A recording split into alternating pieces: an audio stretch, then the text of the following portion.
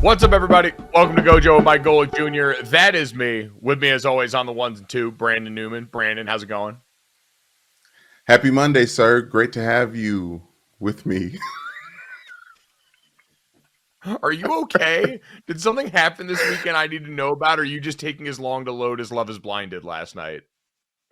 Oh, yeah, I feel like I have the freedom to load as slowly as I want to on a Monday. How about yourself?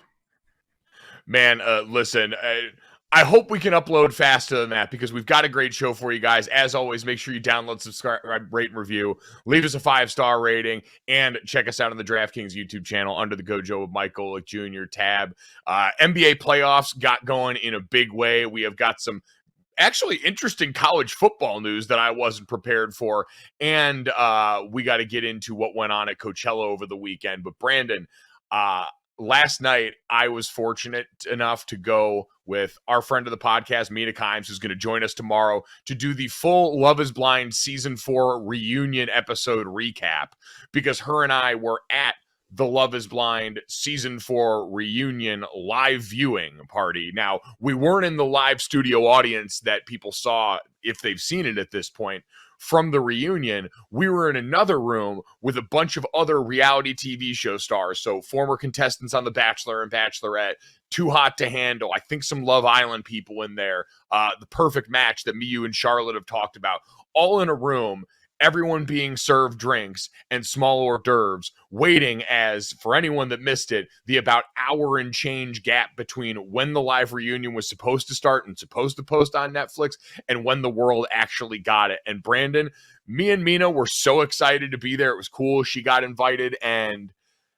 by the time we had posted and gotten the requisite clout for being in the room, we then also turned into everyone's text source for what the hell was going on inside of this hour plus delay that we got no explanation from by Netflix. Listen, we can talk all day about the delay because it was that long, felt like all day long. But the fact that you are now cemented and minted into this new age of royalty when it comes to reality shows and this new wave of reality show royalty, it's just a matter of time before you tell someone else that they can give out a rose. Does that make sense? Well, man, I really don't want that to be, because you know what? One thing is like getting to talk to everyone.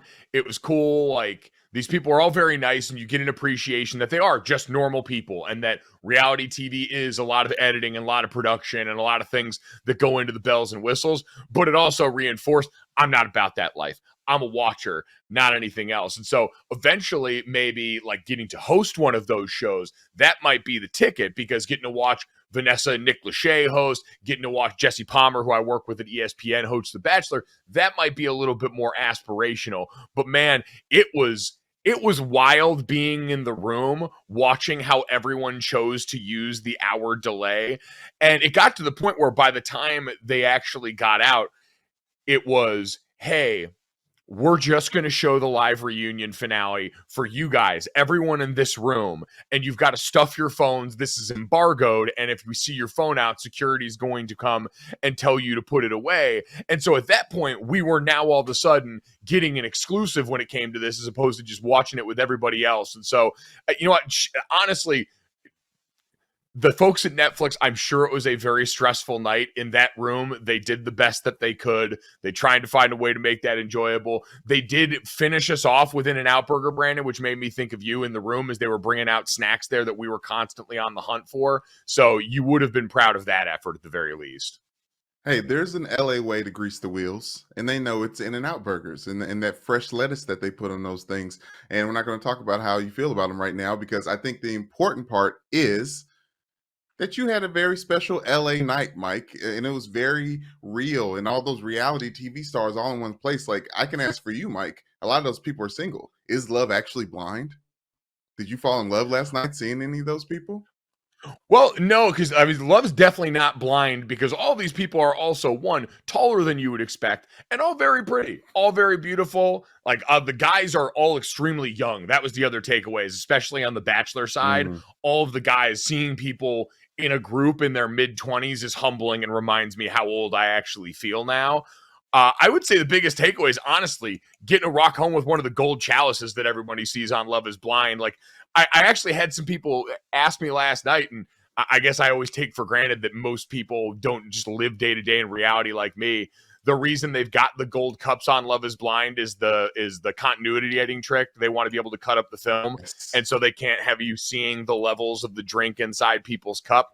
And so getting to have that now where I will sip my juice for the rest of time was a big win coming out of that night. So we'll have the full actual Love is Blind reunion recap with Mina tomorrow, because man, from the actual episode itself, once we got into that, there is a lot to freaking get into. There are a Crazy. lot of things that I thought were questions that went unanswered that we want to get to, especially as it pertains to Micah and Arena and how they were dealt with. The fact that Jackie and Josh weren't there and Marshall just had to address people down the line on camera. It was pretty wild, to say the least, on that front, Brandon. And it was even crazier because in the midst of all this, as me and Mina are sitting here trying to hawk down the people with hors d'oeuvres and trying to, sustain ourselves during the break, we also kept remembering to look down and check our phones and see what was going on in the NBA playoffs. Like at that point, the Clippers and Suns game was going on. And so we're watching on a little screen under the table as Kawhi Leonard goes off and the Clippers managed to take game one in that series. And it was this reminder that while it felt like this was one of those big internet moments that everyone had rallied around here, the meme potential was off the charts. People were getting after it. And I'm sure Netflix is going to have a couple of very interesting meetings in the next couple of days. Thank you, by the way, for inviting me so that you could invite me and bring us there. I hope you keep doing that, even though because I felt like this was a softball and a kind of soft launch, Brandon, for them eventually doing this with an even bigger live studio audience, having the people that are as a part of the reunion in front of a bigger crew like this, even bigger than they already were. And so I hope that doesn't change, because I do think that's a very interesting model for this particular brand of reality chaos. It's very odd that Netflix still can't get TV right. And I don't know if they're ever going to figure out how to get live TV right, but they failed yet again. Yeah, when it's not what you do often, sometimes you see the value of reps in these situations show up. And so, again, Mina Kimes, ESPN NFL analyst, we might talk some draft tomorrow, but honestly, she is going to join to make sure that we can properly break down and recap everything that went on with Love is Blind Season 4 reunion. But Brandon, that's probably not what most people came here for, at least today. Well, most people, it probably is. Probably need to have a discussion about the big performances from the NBA playoffs that we saw this weekend. So let's get to it, Brandon. The NBA playoffs got it going, and man, it felt fitting that we really got to begin with the Sacramento Kings as the entryway into this, with just how rockin' Golden One was as an arena. 17 years in the making for that team making it to the playoffs, getting to light the beam with a big time win.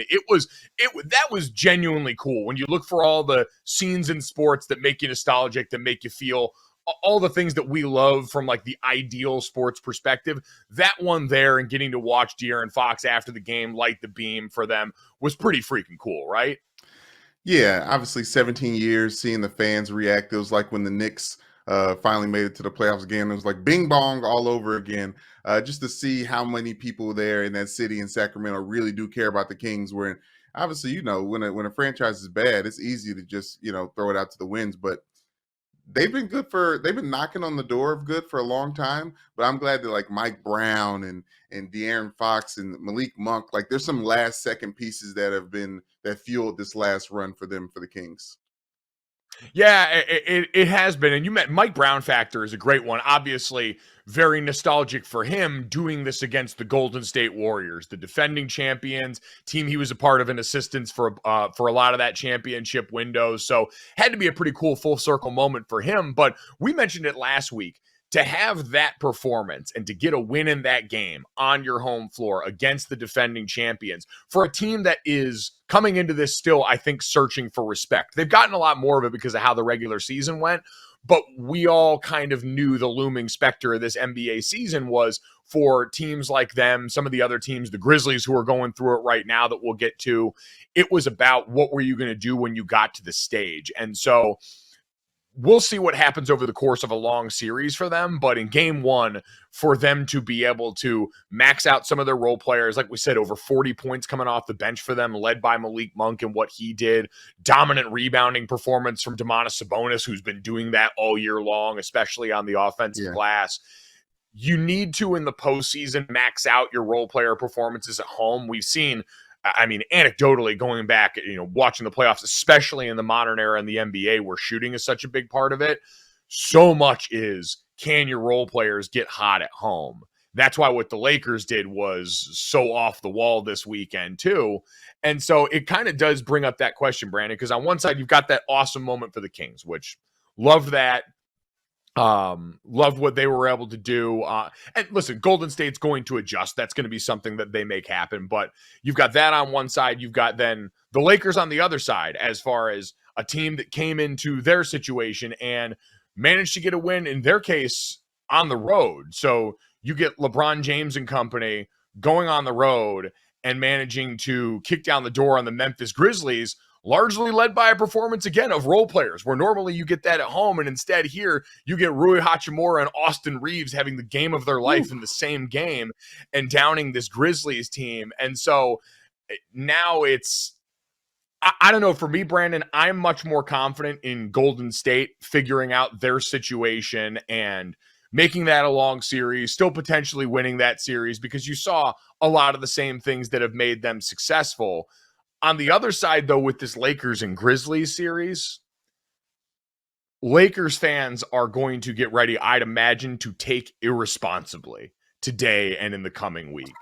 Because what you got yesterday out of that team on the road without a marquee LeBron James offensive game, defensively, watching him working on that side, the blocks that he had in addition to Anthony Davis's 7 blocks, you got the two of them going to work on that side of the court. I thought LeBron kind of undermined his own defense with how weird and off his passing's been lately, but you didn't need the best game from him at this point to go out and get a win on the road.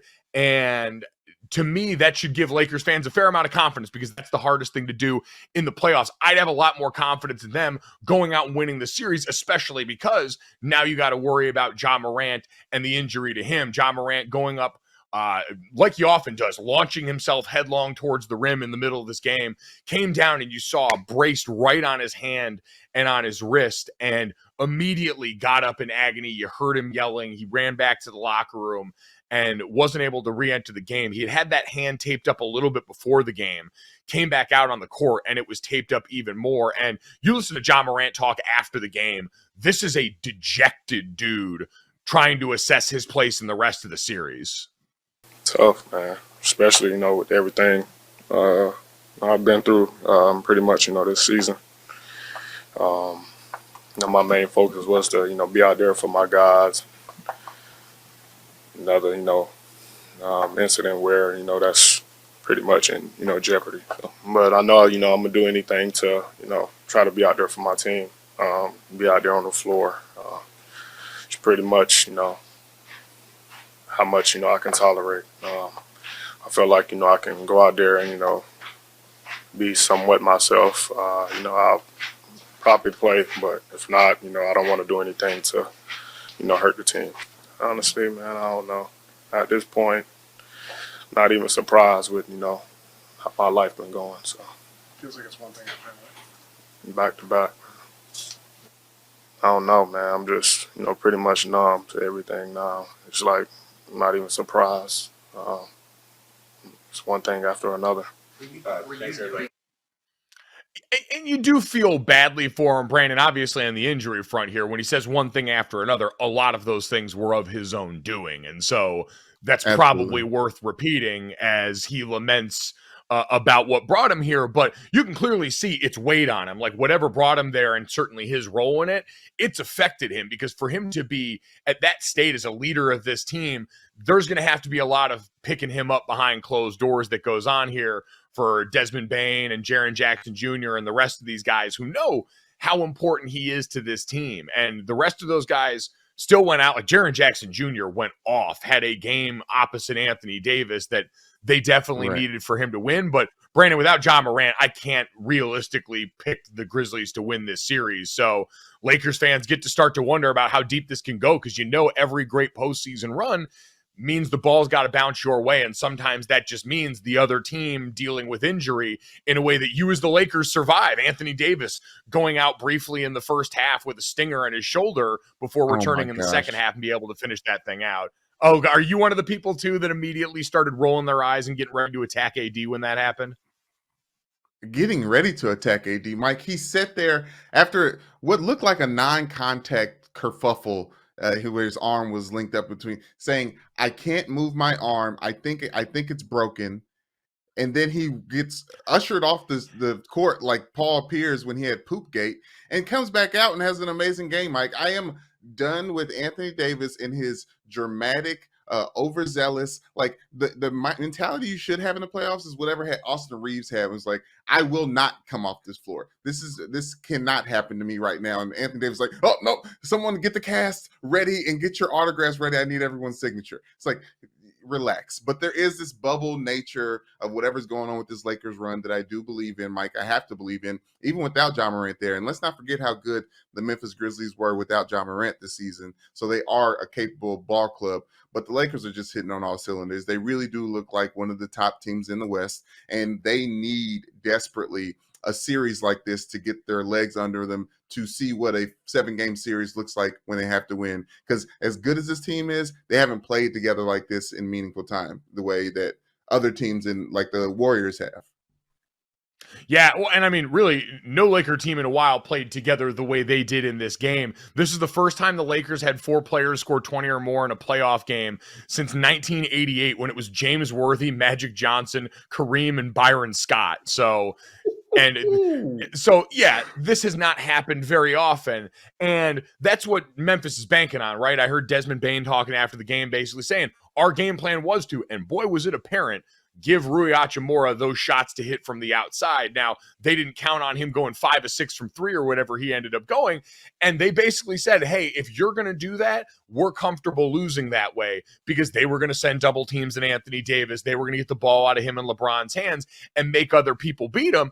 And so other people, you're right, being Austin Reaves in the pick and roll with Anthony Davis later in that game. The image and the soundbite of Austin Reaves running down the court screaming, "I'm him," will live in my heart forever. That's a Hall of Fame NBA playoff moment. Austin Reaves, who, like, everyone talked about his journey there, his journey in college, transferring, going, and even back, I saw people posting his high school numbers and him being dominant there, as if every NBA player is not dominant in high school. But to see him out on that stage, Brandon, I don't know, just being his milky white self in that moment was perfect, because he has a confidence that his physical ability should not beget. And that's one of the things that I think people love about sports is, we talked about the confidence that borders on arrogance, and Austin Reaves, has that market cornered. I don't know, you might have said it right. He does have the confidence of a Rivers, like Austin Rivers out there, like, okay, where are you coming from and why do you have this? But LeBron James answered that question already, Mike. He credited Frank Vogel in throwing him out there early in his career and making him get minutes when they didn't need him to get minutes, and he was a detriment to the Lakers at one point, and now it's bearing fruit on the other end. I do believe Austin Reaves, is that, you get it? The Austin Reaves. Oh, yeah. Yes, I do believe that he is going to be a key piece moving forward, just like James Vanderbilt. But it's the fact that we have so many Alfreds, to shout out to JJ Redick and his podcast with us. The fact that the Lakers have so many Alfreds on their team should make the rest of the NBA nervous.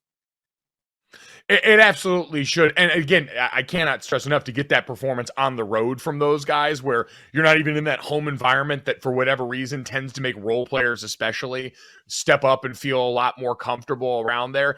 And because now Anthony Davis, like you mentioned, I think what people's sensitivity is with him, which is this feeling that he's always close to another injury. Because I think it's less an indictment of his toughness and more just picking at old wounds. For too many Lakers fans, it's been the here we go again, and this thing that undermines their season, because we know at this point they're going to go as far as he's going to take them.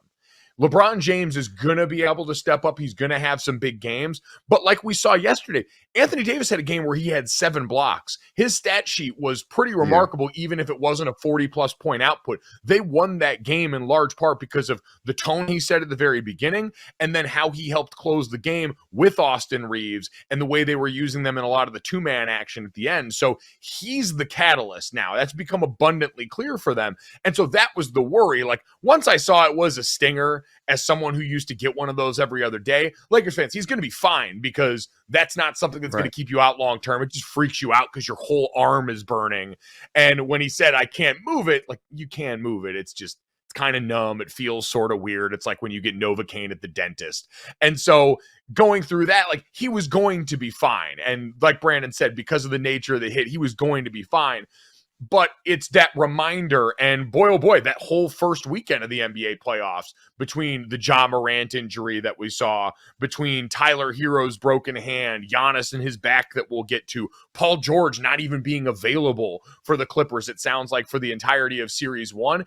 It is that reminder that, like we always talk about with the NFL postseason, injury seems like, especially in the West, it's going to be content to decide a lot more of these games than actually what goes on in the court. And so if you're the Lakers, you got the reminder that while it's always there, you survived and you were on the winning side of it for once. And for Memphis, you heard it in John Morant's voice, and I'm sure he's not the only one waking up feeling like that today, that, man, after all we had been through, it felt like we still had a shot to go and do something because we got Ja back out there. We felt like he might finally be in a place where we had left some of the off-the-court conversations behind, and this was just going to be about basketball. And now that this has infiltrated that, this is pretty easy. And Brandon, you know this. We were a part of a lot of really mediocre football teams when we first got to Notre Dame. One of the hardest things to do when you're a bad team is shake off when bad things happen. Like, I remember sitting around in the fourth quarter on the sideline in a lot of games where we're inexplicably about to lose to Pitt or Purdue or some team that we didn't think that on film looked as good or performed as well as we had at that point. And then something goes wrong, you know, botch snap on a special teams play or missed tackle for a touchdown on defense. And you would always get that feeling. And I remember it so clearly of, here we go again. Like, here's just another thing that's piling on now instead of resetting, next play, going on, all the things that you're taught. And so for John Morant and the Grizzlies, you heard it in his voice. That is very clearly for him right now. And it's in the immediacy after the game, but it's, oh, here we go again. Here's another bad thing that's happened over the course of the back half of the season for me, for this team. And now you've got a Lakers team on the other side that's got freaking James and Anthony Davis there, who weren't even the ones that actually beat you tonight. Yeah, that's why I think it's most interesting, though, Mike, because the teams that have the, oh crap, here we go again, got wins. In the Clippers, and then also in the Kings, and the Warriors, like you said, don't need to have that first game win to feel validated because they're the former champions. And also the Lakers with LeBron James, like, you expect them to get that early win, but that's why I feel like it's going to be interesting moving forward, because you have teams like the Clippers and the Kings that are looking really good and were able to pull out this magical game 1. But we've seen the Clippers implode in the past, and we've also haven't seen the Kings here, so we don't necessarily trust them all the way. And now also we don't really trust 35 points from Malik Monk off the bench. Like, that can't happen every game.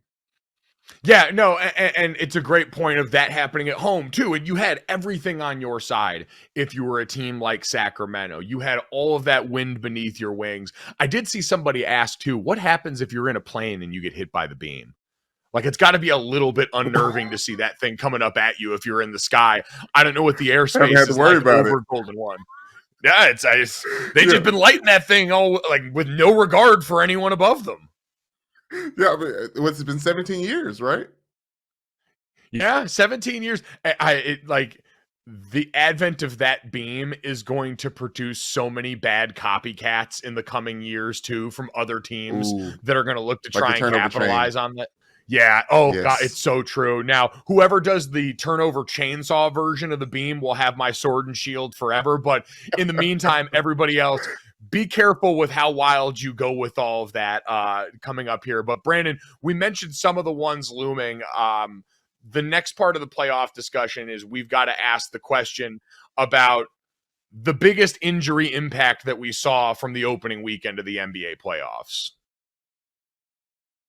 So let's take a look on the injury front, Brandon.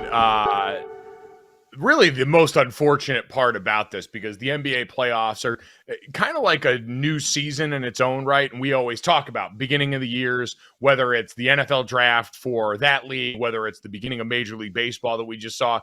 You begin with a lot of hope, and for everyone that makes the NBA playoffs, it's a lot of the same.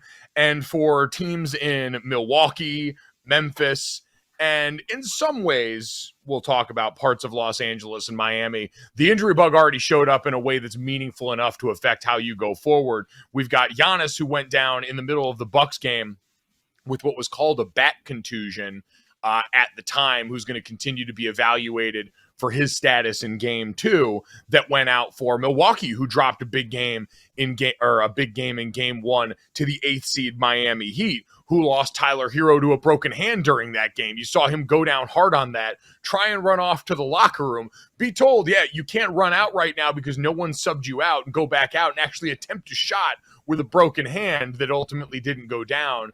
But that's likely going to do it for his series. And then we've talked about John Morant and the hand injury there as he braces coming down from a fall.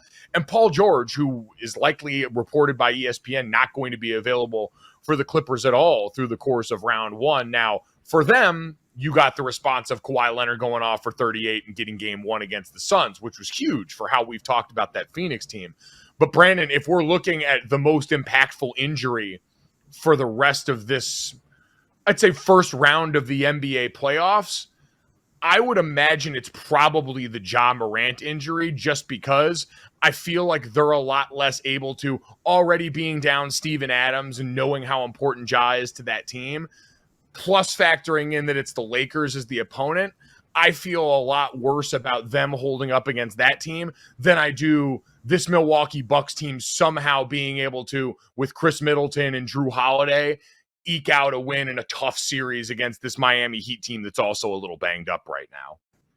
Yeah, unfortunately, if it wasn't for the Tyler Hero injury, I would say that the Giannis injury is bigger, because he's the battery of that team, the MVP, if JJ Redick has anything to say about it, and he does have a vote. So I think losing Giannis seems insurmountable, but when you're losing, 20 to 30 points a game from Tyler Hero and that outside shooting ability, I could just see Jimmy Butler looking even more tired. He turns into Michael Jordan in the playoffs, while he in the regular season is, plays like Greg Oldham. But I just feel like that there's a bigger chance for the Bucks to turn this into a second round or another run into the playoffs, where I think the Miami Heat are really cut off right at the knees right now with Tyler Hero in his hand. Yeah, well, and listen, you mentioned the Jimmy Butler portion of it. I think one of the most potent bits of NBA analysis we'll hear all year is still Brian Windhorst describing Jimmy Butler as a guy who doesn't care about the regular season, but then hits the postseason and becomes a demon. And that showed up. That's what we expect. I think this game, and the reason I'm more confident in Milwaukee's ability to rebound, is because they've also played games without Giannis over the course of this season. I think they were 11-8 without him during the regular season, but it's also the fact that this game itself was a perfect storm for something like this to happen and for them to get a win. Because you had this Miami team that was only a couple of days removed from winning their way out of the play-in and making it here. So rest versus rust shows up. And for that team, you were fresh off of that, playing in that high form that got you to this point. On the other side, versus a Milwaukee team that had been sitting for a while, and then you have all that time to build your game plan around this, go in feeling good about how you're going to do it, and then you take out the biggest piece in the middle of that game. And that's the other thing we always know is losing a player to injury during the game as opposed to losing them during the week or having to adjust coming off the prior weekend, totally different set of math, because now you're trying to adjust on the fly. You have role players that are going to have to step up. And again, we know with Milwaukee, it's a really deep team, maybe not Boston deep, but deep team, having Drew and Chris out there as guys that are in leadership positions on that team, are used to being part of that big three battery. But everyone, including all the role players, having to all of a sudden pull more weight within the body of a game where you're adjusting on the fly and you don't have all this time to craft it with everyone behind the scenes. That to me is a different energy, and it's why this was the perfect game. Charles Barkley and the guys inside the NBA at halftime were adamant. It was the one thing Charles kept saying, which is Miami needs to take this game now because it is in all of those ways the perfect opportunity for them. And so them being able to rebound, to me, also because of the championship medal of that team versus that Grizzlies team where Ja is a leader on that team. And Ja is, whether it's more by who he is as a player, maybe, and what he does on the court for them, knowing they've got that guy that's just a different breed of athlete to rely on, seeing him like that after the game, not really something that's going to inspire a lot of confidence in that group versus the Lakers team on the other side that's got I'm him Reaves stunting on everybody in the middle of the court. So that's the reason I think I worry the most for those guys and for what that team looks like going forward. I saw Jen Latta, who is a former coworker of mine, does a great job at ESPN Radio in Milwaukee. They were running the poll on their show. Would you rather, if you were a Milwaukee fan, rest Giannis, be overly careful going into game 2, and try and make sure he's in the best position for the rest of the playoffs? That's the one thing I will say is if there's even a chance he can be out there, I do think you got to get him back for game 2, because the last thing on earth you do need is to give Jimmy Butler and a weird Heat team that could absolutely get playoff hot a chance to go up 2-0 in that series. I do think you got to kind of get out and stop the, for lack of a better term, stop the insurrection here pretty quickly if you're Milwaukee and you want to get things back to normal. Yeah, but I just don't know what is normal. Like, we know back is a part of the battery. We talk about the battery a lot. The battery, the core of the thing. Like, I don't see how Giannis in that long back of his, any form of contusion, him being a force, him being able to really affect the game in any type of way. Like, he's a big physical body. He's not someone that can just sit on the corner and take threes and spot up shoot. Like, I feel like he needs to be a physically imposing part of this team, and I don't know if he can be with a messed up back. Yeah, and I think that's what's going to be matter. The x-rays were negative, and it was ruled out as a lower back contusion because it looked like an impact injury. And at that point, all your muscle spasm, everything happens. Like, I've had a lot of low back injuries, but most of them were compression based. It was when everything pushes down, now all of a sudden you get the nerve pain that starts, you get a slip disc, you get those things that are going to alter how you go about that. And you're absolutely right in that it's one of the most debilitating things, back and necks. I mean, any of us listening to this podcast or talking on it over 30 know how difficult life is when you just screw up your neck sleeping the wrong way, which happens way more often than I am proud to admit now.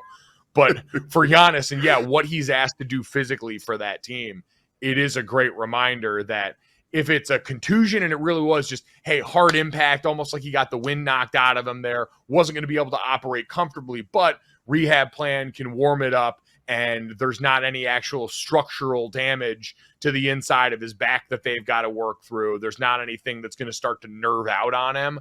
All of a sudden, that becomes a lot easier prospect. So for him, what, Brandon? Well, I was just thinking with Austin Reaves, that's messed up. Tyler Hero, Giannis, and John Morant, each of them were doing this Superman diving jump toward the basket, or obviously when it comes to Hero, he was diving for a ball. Like, there's something to the playoffs that's a new form of basketball, of like really just selling out your entire body, that I don't think these players are used to or ready for. Well, I think like Giannis certainly has like enough experience to where I'd say he is. And like Ja has also been a part of some postseason runs, but I also think some of it's a product of youth. Like for Ja, he's so used to being able to go up and try and put people on a poster, try and make these incredible plays. He went up in the middle and skied in this game and blocked. I forget if it was Rui Hachimura who took off in the middle of a lane, a guy who's considerably taller than Ja. And Ja just went straight up and completely rejected the shot. He's capable of a lot of things, and especially as a young player, you feel like you can go out and do all of those. but it's also realizing there are certain spots where, because of what a gifted athlete you are, you're going to put yourself in harm's way. And for Ja, this might be one of those moments that makes him say in the future, all right, maybe I'm going to pick and choose my spots a little bit more where I try and explode and make something happen. Because Brandon, you and I are both taught, especially as football players, one of the first things my dad instilled in me was, hey, you got to learn how to fall right. You can't go and plant in the middle of a pile when you fall. You got to learn to roll, take some of the impact off. And that works when you're falling from normal heights in football. But from that altitude, there's really not a lot that Ja could have done. However you land at that point, especially when there's people underneath your feet and in the lane, it's going to do some damage to people involved. And so maybe that'll be something that informs how he goes about that a little bit going forward. We'll have plenty more NBA playoff reaction as we keep going forward here. But Brandon, it is Monday on this show. We are a show that, as we established off the top, loves us a good bit of reality dating television, which means it's time to hand out roses of the week. You and I each get 2 roses for deserving performers from over the weekend. Start us off, Brandon. Who is your first rose of the weekend going to here on the show? Just because we've talked about him so much, let's get him off the plate. Austin Reaves, the great white hope for the Los Angeles Lakers, the reason why they will make a very deep playoff push. And it's not because of his stat line, Mike. You know, obviously he had 22 points, but it is wait a minute, it was 22 points, correct? Yes, Yep. 23 points, 4 assists, and a rebound. But it's the 14 points in the fourth that does it for me, Mike. That's why he gets my rose today. Yeah, no, listen, deservedly so. He, all of the him memes that came off of that, the fact that he actually said it too, it's nice to know that even if we've overused that as a public in reference to great players, that players themselves are actually still shouting, I'm him. And feeling it in a moment, Mike. It was a very simple pull-up that he scored on that led him to declaring that he is him status. So you got to believe him. Hey, set a low bar and clear it. That's the way to ensure happiness in life.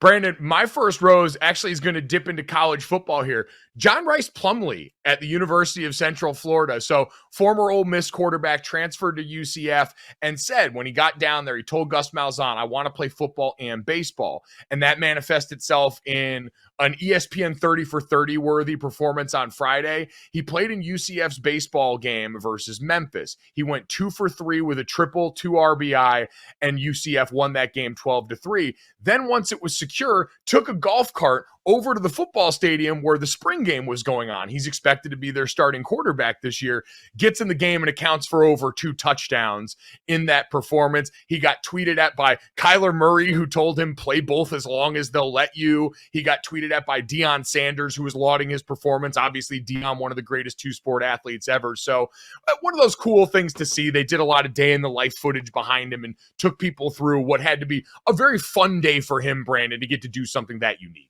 Yes, we all imagine ourselves playing 2 sports in a big game like that. Everyone's watched the Bo Jackson documentary for 30 for 30. This is legitimately pretty cool, but I have to say it seems like a more feasible thing the lower level of football you get to. Well, yeah, I mean, that's Kyler Murray saying play both as long as they'll let you. Like, brother, yeah, they'll let you in college. And then after that, Right. It's not if they'll let you, it's if you're good enough. And there are very few people that occupy that Kyler Murray stage. Like, yeah, like we could all think about doing this in Pop Warner. I would love to follow around a Pop Warner kid doing this just with a pack full of juice boxes and oranges going from practice to practice. And I'd imagine all of a sudden it's a lot less fun when you realize, man, this kid's probably just really tired and wants to go home. Right. Yeah. True life. I'm a soccer mom, and it's just following around the mom carting the kid between sport to sport, and the kid's just exhausted in the background, wearing the wrong jersey. That was me at Notre Dame football and basketball camp the one summer where Mike Bray reminded me that I should probably stick with football. I was exhausted coming off both. I had shin splints. I was still a chubby little kid, and it was not nearly as glamorous as what John Rhys Plumlee put up. Brandon, who's your second rose going to? My second rose of the day. You know I love some history, Mike. You know I love Black history. Jackie Robinson is getting my rose of the day. April 15th over the weekend. It was Jackie Robinson Day. Its first debut start for the MLB, Mike, on April 15th. And everyone in the MLB wears that 42 jersey out there, just showing the change that happened in MLB and sports. And obviously, I love that documentary. I love the movie. I love the story. I love the realism that this guy from California came and changed everything for everyone in Major League Baseball. Hank Aaron and a bunch of other guys are on the other end of that when it comes to where it led to. So I just want to give my rose to Jackie Robinson and his family today. No, absolutely. It's always a jarring reminder turning on Major League Baseball games over that weekend and seeing all the 42 jerseys up there. We talked about important changes in the world of sports, and this is certainly one of the biggest ones. Brandon, my last rose of the week is going to go back to college football because I got to put my hand up and admit when I was wrong and give some credit to Quinn Ewers, man. It was announced over the weekend by head coach Steve Sarkisian that Quinn Ewers would be the starting quarterback for the Longhorns coming off their spring game where he finished 16 of 23 for 195 yards and 1 touchdown going up against Arch Manning, who we knew was coming into this with all the fanfare, all the NIL talk, and certainly a last name that was going to turn everybody's heads. And Sark basically said, yeah, Quinn Ewers went out and earned the right to do this and deserves that chance. And Brandon, I want to give him a lot of credit because coming off last year where he dealt with some injury, he didn't always play as well as he wanted to, especially down the stretch. And he had this looming specter of a kid in Arch Manning we've been talking about for a long time as a recruit coming in and looking over his shoulder. It's got to be pretty daunting as a competitor. And so for Quinn Ewers to go out in that environment and thrive, he certainly had the advantage of already having played in Sark's offense, having been there a year as a college starter. This could actually end up working out incredibly well for Texas if you get Quinn Ewers, who goes out and has a phenomenal year, becomes draft eligible, and then gives Arch Manning time to get his legs under him after having to deal with, even though it was muted by his family, one of the most important recruiting cycles that we've seen in quite some time. So congratulations to Quinn Ewers. Texas, we will find out if you're back very soon. But Brandon, it's time to end this show the only way we know how to. All right, Brandon, time to finish off the day with this, that, and the third. 3 quick stories to get everyone on into the rest of their day. Brandon, let's start with this.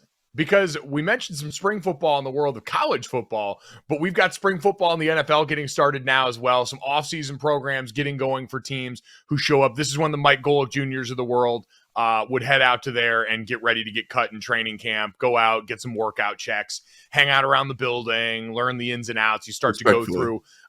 Yeah, respectfully.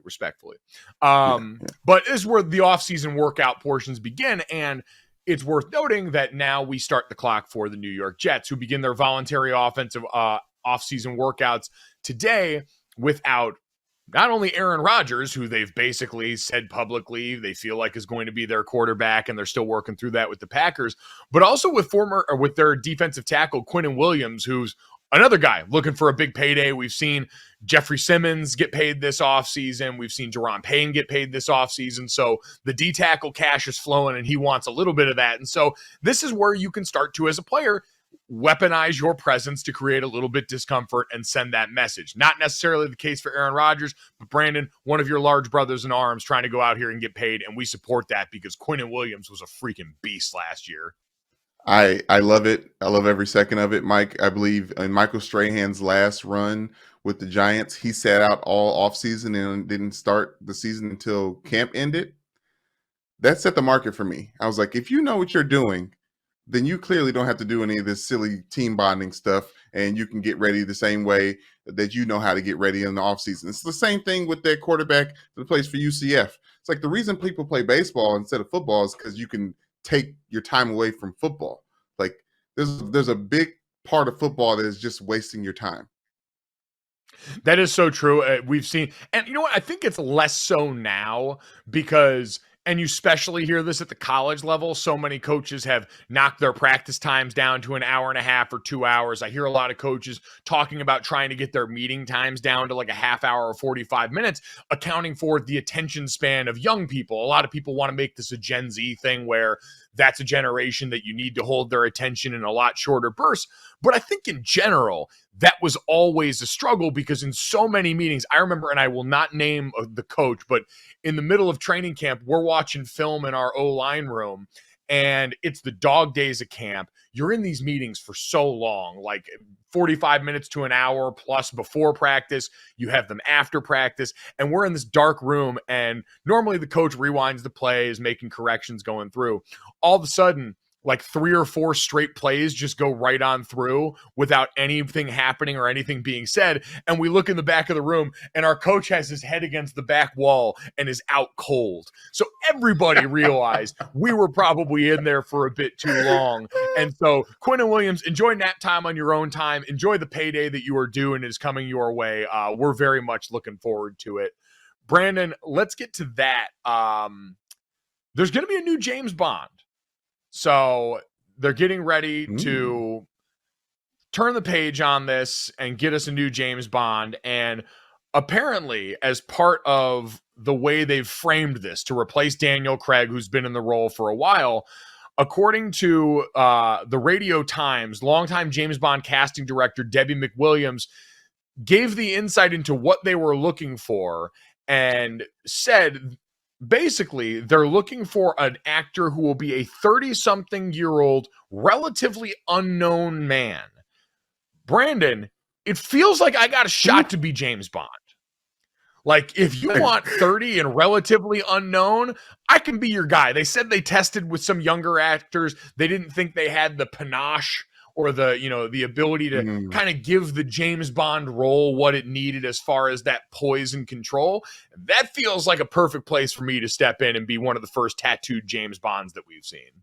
I hear you, Mike, and I love supporting you, but when it comes to unknowns, who's more unknown than your boy right here? Like, I think you got to come knocking on my door before they knock on your door.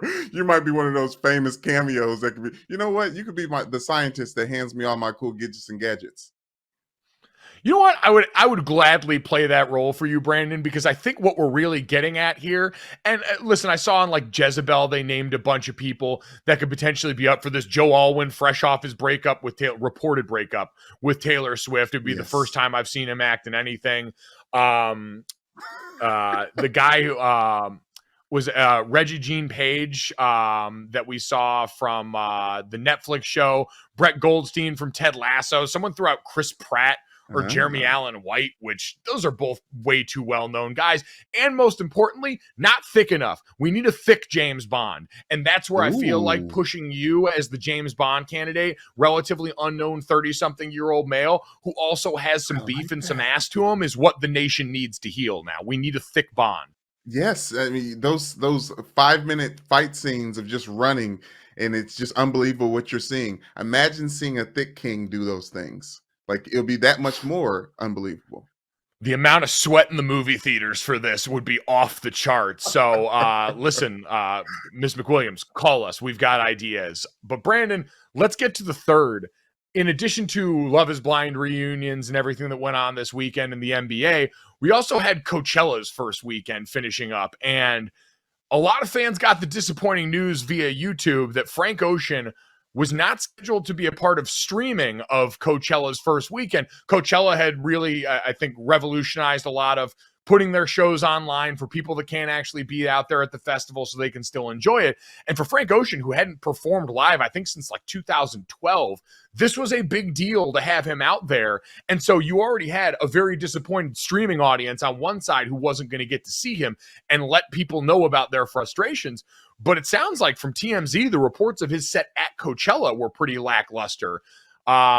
People said he arrived for his first concert over years, over an hour late at about 11 p.m. to close out the first weekend. It said it was dimly lit, kind of a lethargic performance.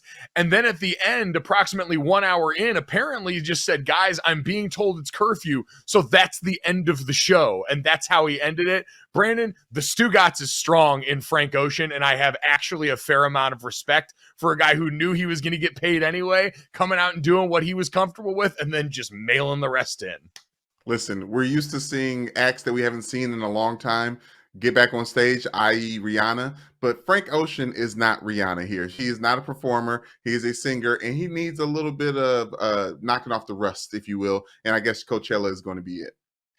And maybe he doesn't care to knock off the rust. And you know what? There's part of me that appreciates that as well. We hope you appreciated us knocking off the rust on a Monday. If you do, make sure you download, subscribe, rate, and review. Leave us a 5-star rating and check us out on the DraftKings YouTube. Thanks so much. We'll talk to you tomorrow.